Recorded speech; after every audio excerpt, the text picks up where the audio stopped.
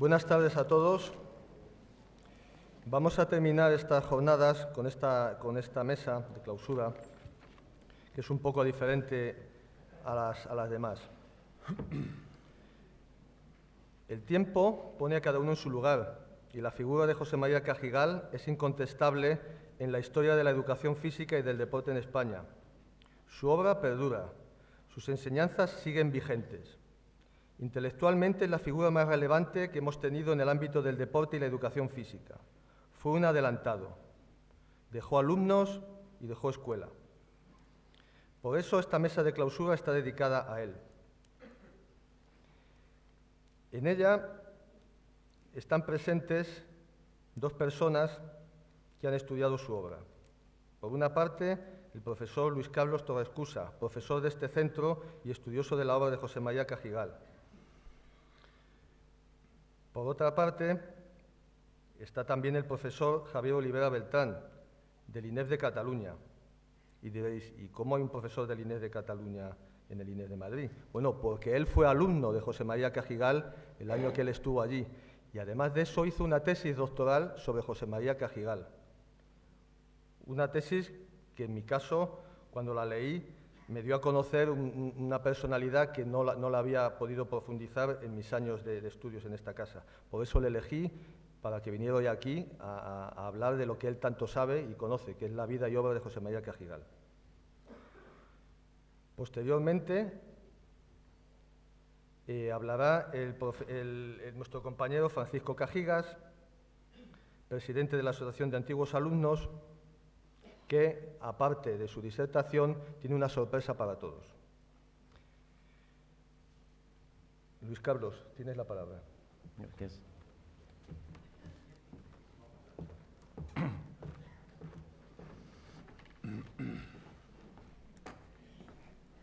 Hola, buenas tardes. En primer lugar, saludar a todos, especialmente a la familia de don José María, Isabel, sus hijos, también a todos los profesores, muchos de ellos fueron profesores míos en este INEF, pues yo fui alumno antes que profesor del INEF, y sobre todo a mis compañeros y compañeras, profesores de educación física, compañeros de promoción, algunos que estáis aquí. Hablar de José María Cajigal es difícil, es complicado porque hay que hablarlo desde muchas perspectivas. Yo voy a hacerlo desde la óptica más intimista, mi relación con él como alumno y profesor. Alumno de una promoción, la del 81-86, que tuvimos, no iba a decir la gran suerte, pero tuvimos la suerte de poder tenerle como profesor porque en el año siguiente tuvimos la desgracia del accidente de Barajas. Ayer decía, con voz vehemente, Juan de Dios, también profesor de la casa, que hablar ya de Cajigal, que parece que se había hablado demasiado. Yo creo que se ha hablado poco. Yo creo que se ha hablado poco en estos años. Y que esta clausura y el reconocimiento a su figura que hace hoy el INEF no es solamente justa, sino que era necesaria. Evidentemente, habría muchísima más gente que podría hablar de Cajigal mejor que yo. Muchísimos profesores del INEF, por la relación que tuvieron con él de compañero a compañero. O como él ha hablado antes, gente que ha tenido experiencias muy significativas con el profesor Cajigal. Podrían hablar también muchos alumnos de promoción. Y para mí es un honor que me hayan elegido a mí para representar a tantos exegrados del INEF que han salido de esta casa. Prefiero abordar la ardua tarea de hablar de Cajigal desde una perspectiva intimista, de cómo influyó e influye en mi vida y en mi pensamiento, de su capacidad de liderazgo moral y, sobre todo, de lo que hizo nacer en mí, una búsqueda permanente por y para hacer cosas y que mis sueños tuvieran la oportunidad de hacerse realidad. Siempre he creído que hay gente que le pasan cosas y son víctimas de sus circunstancias. Por el contrario, hay personas que hacen que las cosas pasen. Buscan las circunstancias apropiadas y, si no las encuentran, las crean.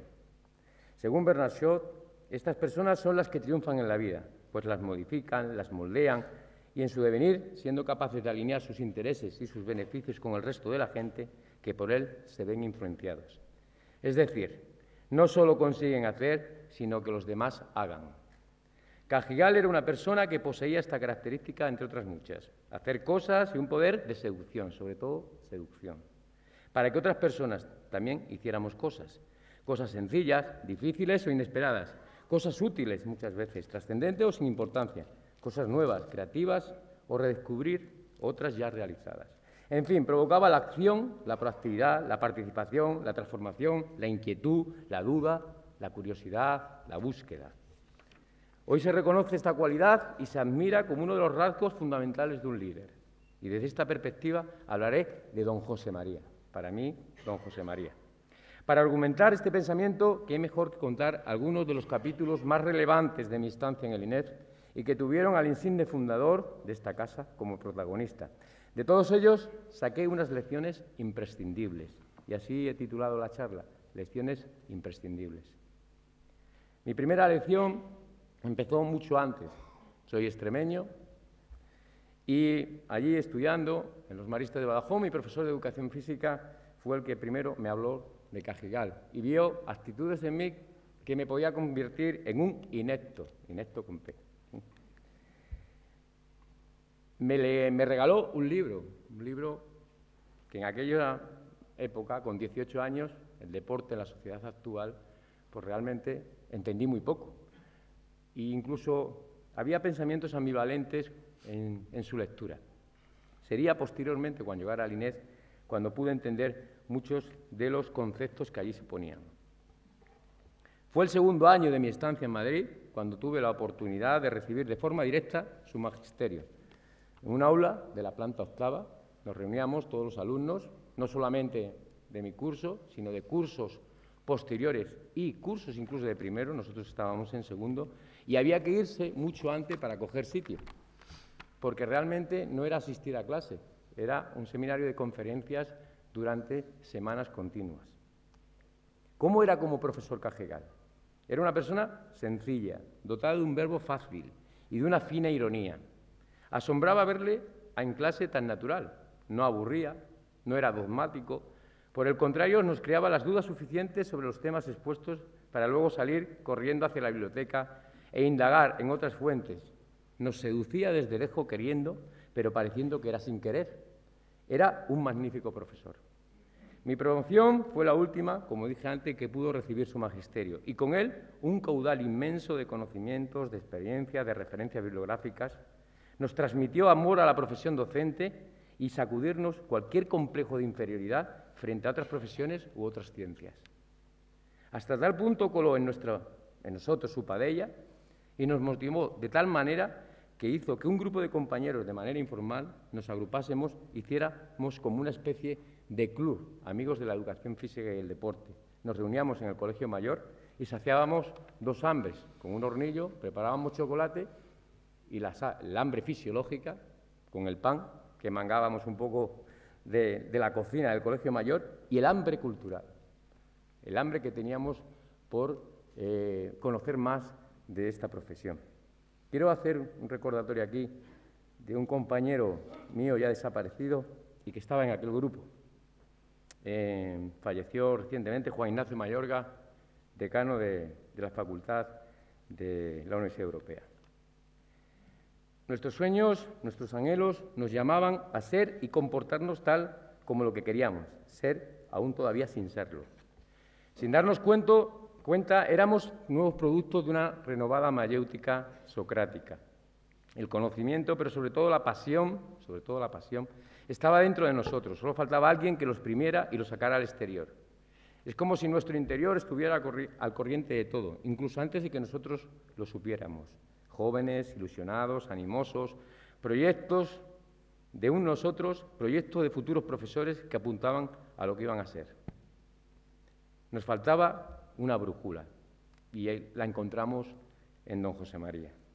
La gran obra continúa y tú puedes contribuir con una estrofa. Nos grabó a fuego en nuestro pensamiento este verso. Al final del cuatrimestre debíamos presentar un trabajo de investigación sobre el contenido de las clases donde resaltara sobre todo la aportación personal. Lo tuve fácil, conservaba el libro que me regaló aquel profesor. Me atreví a dar mi opinión sobre uno de los esquemas que ilustraban el libro, concretamente muy conocido, el relacionado con la división del deporte en dos grandes realidades, el deporte praxis y el deporte espectáculo. Sugerí al juego y al deporte como herramientas y medios para humanizar la humanidad. Una vuelta a los orígenes, a lo lúdico, a lo intrascendente, a lo más humano. En aquellos momentos mi vanidad juvenil me hizo creer que estaba aportando algo nuevo. Hoy, sin género de dudas, estoy convencido que era ya víctima consentida del humanismo cajegaliano. ¿Cuál fue mi sorpresa cuando en una de las últimas clases del cuatrimestre requirió mi presencia en la pizarra? Puso en antecedente a mis compañeros y me sugirió que expusiese públicamente mi crítica a sus pensamientos. Y así lo hice. Era observado en todo momento en silencio por la mirada atenta y serena de mi maestro y la poca disimulada sorpresa de mis compañeros. Lejos de asustarme, Cajigal me miraba con sus ojos y me decía adelante, y me daba la confianza necesaria para desarrollar mi exposición. Al final de mi comunicación esperaba su veredicto. Se dirigió a mí y a todos los demás asegurando que mis aportaciones enriquecían el esquema en cuestión. Y lo más sorprendente, me pidió permiso para citarme, en caso de utilizar mis argumentos. Una lección de humildad, pero también de tremenda humanidad, de liderazgo moral y responsable. En contra de la soberbia tan habitual, Cajigal hacía un ejercicio sano de generosidad, de gratificación al esfuerzo, de reconocimiento de mérito y de impulso a desarrollar un espíritu crítico con el que mejorar nuestras habilidades y capacidades. El reconocimiento de una posible imperfección le hizo más grande y demostró una vez más que sus lecciones no buscaban aplaudidores, sino crear líderes. Aprendí que el verdadero desafío no estaba en alcanzar una meta, sino en la forma de buscarla y llegar a ella. Unos años después, yo, delegado de centro, un año después, delegado de centro del INEF, había algunos problemas entre Cajigal y la dirección y surgió una problemática que no viene al caso, en el cual, Cajigal se enfrentaba a un problema.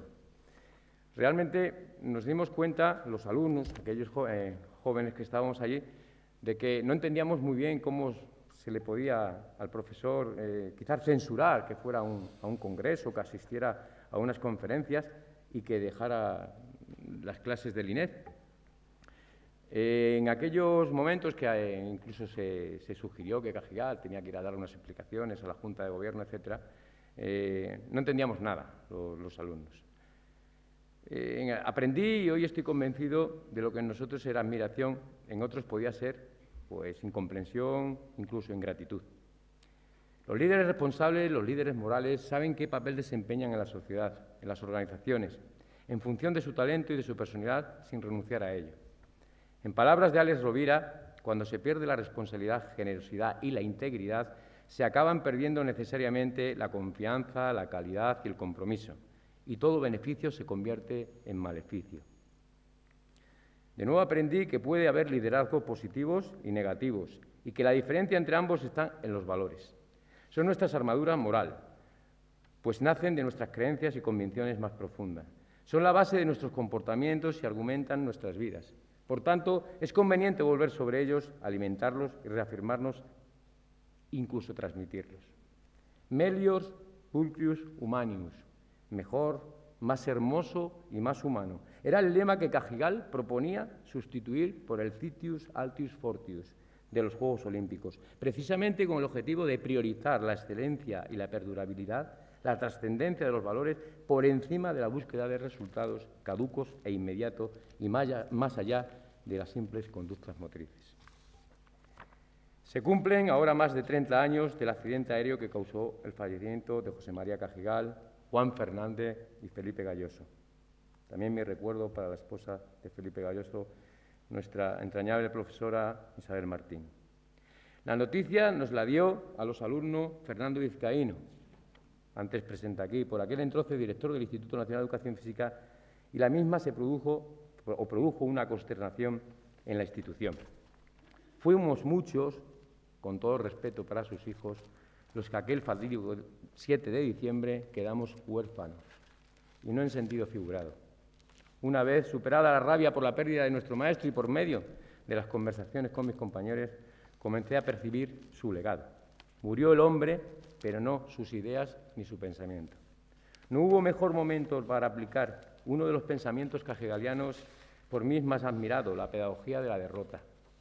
En palabras menos brillantes que las de don José María, el enunciado viene a decir que a lo largo de una vida tenemos un 50% de victorias y un 50% de derrotas. No hay vencedores eternos ni perdedores permanentes. Debemos educar para gestionar tanto unas como otras. Las victorias son más fáciles de digerir, aunque también exigen su pedagogía. Por el contrario, los fracasos en la vida, las pérdidas, las derrotas, son más difíciles de gestionar. Es por ello que necesitamos educar cómo afrontar estas situaciones, logrando un mejor manejo de las mismas y, por tanto, mitigar sus efectos, incluso convertirlas en oportunidades. Pasó el tiempo, y al igual que ocurrió en la bella ciudad de Olimpia, Conrado sabe mucho de ello, el paso del tiempo y el polvo de la historia hicieron mella en su recuerdo. Solo los esfuerzos de unos pocos lucharon contra la inacción de la mayoría. Nunca he sabido por qué un personaje de su relevancia para la educación y el deporte español ha estado poco menos que en el ostracismo. Incluso se ha tratado de desprestigiar su obra con el calificativo de teórica, buscando una dicotomía entre teoría y práctica en vez de la natural complementariedad entre ambas y la necesidad de enriquecerse mutuamente. Muchos años después de salir del INEF, volvía para entrar en este vetusto edificio de la calle Martín Fierro como profesor. Para mí fue algo especial volver a cruzar el hall de entrada y encontrarme con la figura, la estatua de mi profesor. Más tarde tuve la oportunidad de contribuir a reivindicar su memoria organizando el Foro Cajigal en Alcobendas, gracias a las instituciones y sobre todo la gran colaboración encontrada en la persona de Isabel de Gregorio, su mujer, muchísimas gracias Isabel, de sus hijos, aquí presentes, de Javier San Pedro, decano que era en aquellos momentos de la facultad, y descubrí una profunda admiración y el cariño de muchas personalidades, de muchos de los ponentes que gentilmente participaron en el foro. José Antonio Marina, Vicente del Bosque, el doctor Guillén, Javier García Cuesta, Javier Urra, Teresa González Saja, Conrado Durante, etcétera, etcétera. Me costó entender cómo otros personajes sin su relevancia cultural y pedagógica conseguían mayor atractivo y presencia en los periódicos, hasta el punto de vivir de ello. Prefiero pensar que no gestionamos suficientemente bien el evento en vez de reconocer la desmemoria e ingratitud de muchos con la persona a la que pretendíamos homenajear. Entendí entonces que el peor de los olvidos no es que no te recuerden, sino que no reconozcan tus méritos. Hasta ahora he tratado de transmitirles que Cajigal me enseñó a ser hombre, a amar una profesión y a una búsqueda continua del saber, revalorizando mis capacidades. En palabras de Álvaro Pombo, amigo de Cajigal, hacer valer mis valores. Alguien lo ha denominado moderno renacentista. Posiblemente era un moderno renacentista José María, por su visión cosmológica del ser humano y por su capacidad de aunar diferentes disciplinas, relacionar temas e integrarlas en un nuevo enfoque original. Su obra es fruto de una actividad intensa en busca del saber, estudiaba, comparaba, analizaba y al fin creaba su propia forma de ser, de ver las cosas, construyendo su propio pensamiento. Uno de sus grandes objetos, el estudio del deporte, de hecho inventó el término de homus deportivus para calificar al ser humano de la sociedad contemporánea. Consideraba el deporte un fenómeno social de tal envergadura que le llevó a denominar a la sociedad del final del siglo XX como sociedad fundamentalmente deportiva. El deporte, decía, como toda actividad humana de carácter espontánea, llena de riqueza vital, debe ser estudiado desde todos los ángulos de la cultura y cómo su desarrollo se ha convertido en un hecho social. Separaba el deporte para todos del deporte espectáculos, como hemos dicho antes, y valoraba la aportación de la educación física y el deporte como dos grandes herramientas al desarrollo y a la educación de los seres humanos. No solo otorgaba un papel instrumental al ejercicio para construir y armonizar los cuerpos de los jóvenes. Más allá, veía en la educación física la posibilidad de generar cultura y así contribuir de manera fundamental a la educación integral de los seres humanos. Por ello, abogó para que los profesionales de nuestra asignatura fuéramos pedagogos y animó a teorizar sobre nuestras experiencias y dotarlas del exigido rigor científico, que cada centro escolar se convirtiera en un centro de investigación de nuestra educación física y del deporte escolar. Dignificó una profesión sumida en el ostracismo académico de la época y la sacó a la luz dotándola de un objeto claro, la educación del hombre a través de la actividad física y el deporte. Y no esta dicotomía que muchas veces hay, que si actividad física, que si deporte. Él consideraba que las dos eran grandes herramientas para transmitir los valores que defendía. Lo único que les impregnó de una filosofía humanista, una filosofía antropológica, un marco pedagógico, una teoría general de lo que es la educación física y el deporte que nosotros, los profesionales de la actividad física, debíamos concretar. ¿Lo hemos hecho? La educación física ha mejorado, pero ¿lo ha hecho lo suficiente? Desde el punto de vista de los estudios, de nuestra consideración académica, del número de titulados, sí. Igualmente ha mejorado nuestro posicionamiento dentro del currículum educativo, nuestra presencia en los centros y nuestro prestigio como profesionales. Sin embargo, ¿hemos sido capaces de dar respuestas a la demanda de los ciudadanos? ¿Hemos demostrado nuestra utilidad como para aumentar nuestra presencia en los programas y en el horario? ¿Tenemos respuesta al progresivo crecimiento de problemas tales como la obesidad infantil, el sedentarismo o la disminución de la práctica deportiva en adolescentes y jóvenes? ¿Creamos hábitos en nuestras chicas y chicos? Seguramente más preguntas rodarán la cabeza de más de uno en este auditorio. Las que he hecho son significativas y sobre todo explicativas de por qué la educación física que tenemos de apenas 2 horas a la semana no son sustitutivas, ni siquiera paliativas de aquellas 4 horas que jugábamos en los patios de los colegios, en los parques o en la calle. Es más, nos dejamos que desde otros ámbitos se den respuestas que invaden nuestra responsabilidad y cale en la opinión pública, por ejemplo, que el problema de la obesidad es solo de comer más o de la bollería industrial. La educación física se está trasladando fuera de los colegios e institutos sin que estemos haciendo lo necesario para que el centro educativo sea precisamente eso, la institución que educa a personas de forma integral, donde el cuerpo y su vivencia infiera comportamientos saludables, estables y duraderos en nuestros jóvenes, contribuyendo a su calidad de vida y, por lo tanto, a su bienestar físico y psíquico, desde el hombre para el hombre. A nosotros, los profesionales, nos correspondía una interpretación generosa y abierta del mismo y su aplicación práctica al día a día, en el aula, en la pista o en el gimnasio. Hemos respondido a sus postulados parcialmente. Necesitamos un replanteamiento, cuando no, una nueva revolución que nos haga subir un nuevo escalón. Actualmente la educación física se enfrenta a retos viejos, pero en tiempos actuales. Vuelve a ser poco considerada y se percibe cierta frustración entre los profesionales y necesitamos rearmarnos moralmente y una cura de autoestima. Más allá de unos contenidos más o menos novedosos que tienen fecha de caducidad, de metodologías que no logran una máxima implicación del alumnado y de programaciones que no tienen ningún futuro ni utilidad más allá del horario escolar, necesitamos volver a encontrar un nuevo grial. Hagamos una crítica de nosotros mismos. Dejemos de preguntarnos si somos buenos o malos, en vez de preguntarnos qué debemos ser y somos todo lo que deberíamos de ser. Poseemos más conocimientos, sabemos más, pero hemos olvidado hacia dónde vamos. Hemos perdido la brújula. Tenemos la ventaja de que el rumbo fue trazado hace tiempo, que está vigente y que contiene todos los ingredientes de una visión humanista de la educación por y para el hombre a través de su vivencia psicosomática.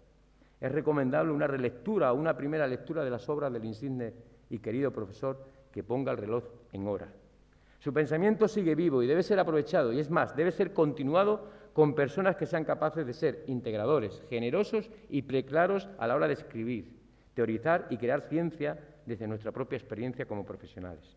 Las nuevas generaciones deben conocer su obra y desde un espíritu crítico indagar, buscar, comparar y encontrar matices nuevos y diferentes enfoques para nuestra profesión. Su obra no es un catecismo ni un libro único sobre la educación física y el deporte, pero es un punto de partida extraordinario, actual y variado de nuestros objetivos educativos y el hombre en movimiento. Se lo debemos como alumnos, como compañeros, como profesionales, y nos lo debemos como hombres y mujeres que contribuimos cada día al desarrollo del ser humano a través de la educación física y del deporte. Cajigal vive en cada uno de nosotros. El mayor logro de Cajigal fue hacer que otros hiciéramos. Logró formar a gente que hace que las cosas pasen, creando para ello las circunstancias apropiadas y abriendo oportunidades. Permítanme ponerme como ejemplo y pregonar que, como yo, son cientos los profesionales que de alguna manera somos fruto de su pensamiento, reivindicando, por medio de las generaciones salidas de este maravilloso INEF y divulgada día a día en cada patio, en cada gimnasio, en cada piscina o en cualquier otro espacio deportivo educativo de nuestro país. Ahora nos toca a nosotros hacer que otros hagan, comunicar el mismo espíritu que tiene este INEF, la misma pasión, el mismo amor que don José María, nuestro profesor, nuestro maestro y ahora nuestro patrón, nos transmitió. Y una cosa más, la más importante quizá, demostraremos que a través del deporte y la educación es posible educar personas y ciudadanos ejemplares, contribuyendo a una sociedad seguramente más justa y mejor. Muchas gracias.